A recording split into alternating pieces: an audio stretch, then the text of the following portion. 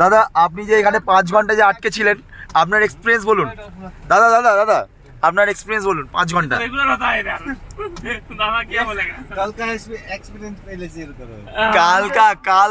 কাল তো আমরা অলরেডি প্রায় 5 ঘন্টা হয়ে গেল। কালকে আমরা অলরেডি 5 ঘন্টা, যখন আমরা শিলিগুড়ি থেকে দাদার স্যালভি রেসিডেন্সিতে আসছিলাম নিয়ার অ্যাবাউট গ্যাংটক থেকে সামনে, তো আপনারাও চেক আউট করতে পারেন, প্রমোশন করে দিলাম ফ্রিতে। ওখানে আসার সময় অ্যাপ্রক্স আমরা 5 ঘন্টা হবে, অ্যাপ্রক্স 5 ঘন্টা আমরা দাঁড়িয়েছিলাম। শেষ পর্যন্ত ওখানে আমাদের টিম A4 অ্যাডভেঞ্চার করতে গিয়ে গাড়ি ঠেলেছে, আরও কিছু লাইভ ফুটেজ আছে আমার কাছে, তো সেইখানে আমরা করেছি। আর এখানেও আমাদেরকে যেতে হয়েছিল, গিয়ে এখানেও A4 অ্যাডভেঞ্চার কিছু হেল্প করেছে, কিছু ঠেলেছে, রোলারটা একটু ঠেলেছিল। আর